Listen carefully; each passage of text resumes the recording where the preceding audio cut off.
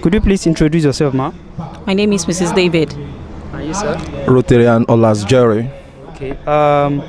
The event today, what is it all about? It's about get together for Transsafe 360 members and time for questioning from the officers, as in those in law. We have the FRSC here, we have the VIS here, we have the police officers here, we have Lastry here, we have and other people as in the communities to ask questions about what is bothering them in transportation in Lagos State, in Nigeria, and in the world as a whole.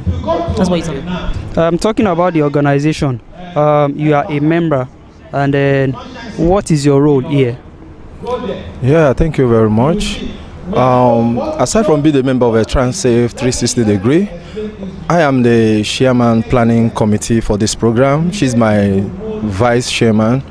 And our role here is fine. As in chairman planning committee, we are the one that see to the logistics and the planning of the program, sending the letters and the necessary things to the appropriate quarters, the stakeholders in the transportation, and then facilitate the program as well.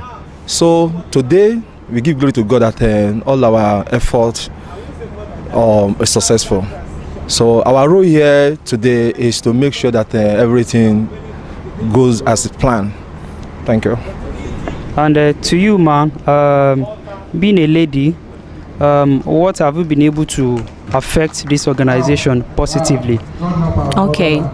How I've been able to affect this organization positively is that I've been able to meet with people as in one-on-one, talk to even drivers on the road.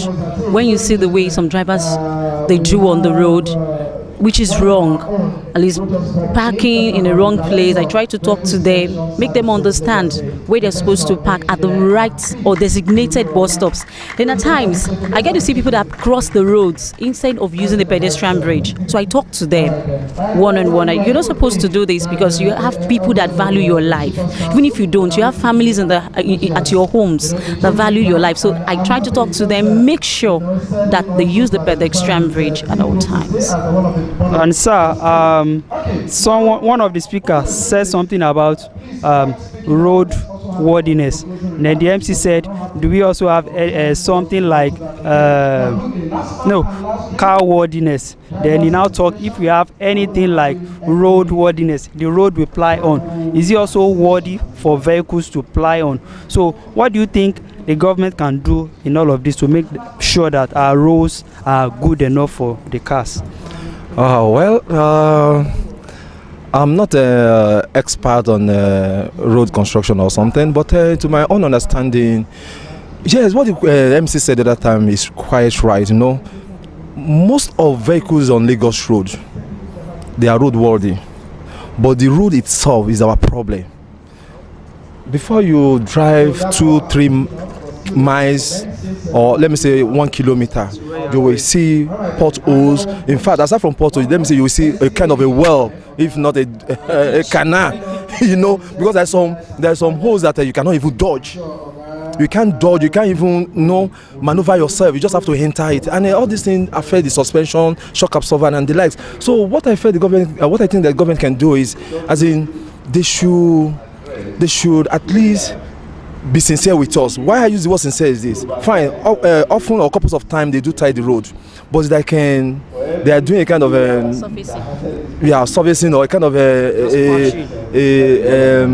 let me say film trick. Let me borrow that word, you know, because if not, how can you tie a road and within a month or 2 months the same spot we have a problem again? It's bad again, so it's wrong. So they should be sincere with us. They should do a kind of a everlasting, or let me say maybe a 10 years, 15 years preventive and maintenance measure. And aside from that one also, most of our roads are not maintained. You understand? Most of our roads are not maintained. Once they yes, they need the maintenance. If they prove a preventive measure in place, also the maintenance measure also should be in place.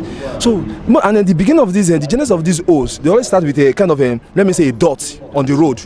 And that dot, when it's not properly or when it's not corrected in time, it now keep expanding, and before you know it, we have a canal, a kind of a drainage or whatever in the road. So most of our roads are not roadworthy, truly.